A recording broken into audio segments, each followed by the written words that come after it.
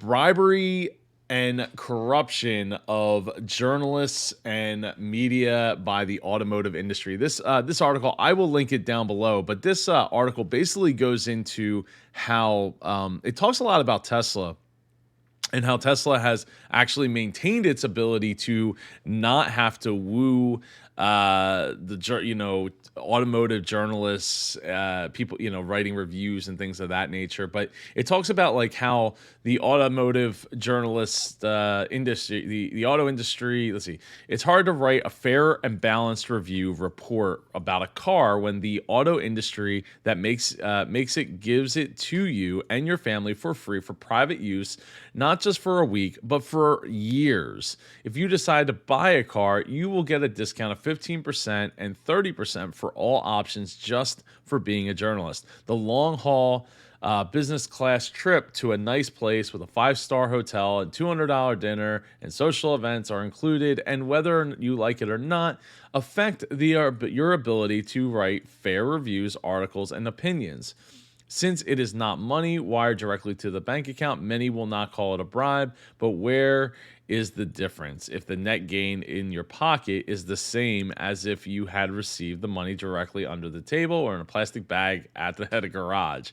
There is no difference between the money and the incentives you received to affect your daily cost. Now, I've heard listening to Doug DeMuro talk about this with Marquez Brownlee, the MKBHD on YouTube, and I think it was on the Waveform podcast. They talked about like how Doug had for the longest time decided he wasn't going to accept any cars from manufacturers. He wanted to get it from the people. That way, there was no handcuffs on what he could or couldn't say, or any fear of being in a position of not being in power of what he felt was a quirk and or feature of the car.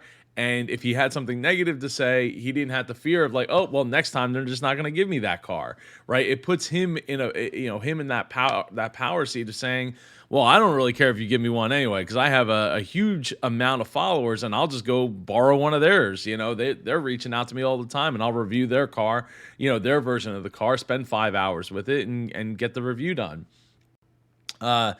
But see, they did mention in that interview that some journalists and car automotive reviewers would actually go and they never buy a car. Apparently, they just jump from car to car to car. And that's how they do their daily get around. Is because they constantly are being fed cars over and over. Now, Doug changed his opinion when the pandemic hit.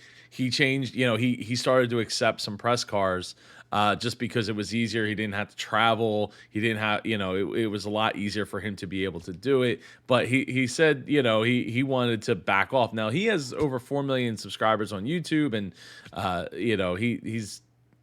he's phenomenal. I love Doug. If you don't watch Doug DeMuro, you should. I could literally just listen to him talk about any car and the quirks and the features and things. But yeah, so this is the kind of stuff that's happening, and the article goes in to talk about how Tesla doesn't have a PR department, and how there's been actually pressure on the automotive journalists to write negative things about Tesla because of the fact that they're not sending out press cars, they're not whining and dining the reviewers. And that kind of stuff. So this article also goes in and talks about how the press cars that they're sending out, in some cases, I don't know if every case, but in some cases are actually being produced on a separate assembly line. So they have way different standards that are being set for those cars rather than the cars that are being sold to you and or I, based on those reviews of things that are like being meticulously like found. So this isn't like, oh, here's the 8th car off the lot or off the line here, give it to this press person and let them figure it out, or even like the 20th, right? Because the first couple of cars are going to have a problem. In this case, they are actually setting up a separate line of cars to be built to send just the press people so they can control what the narrative is, on top of putting money, not directly putting money in the pockets, but making it so that they are in the driver's seat, so to speak, of controlling what is said.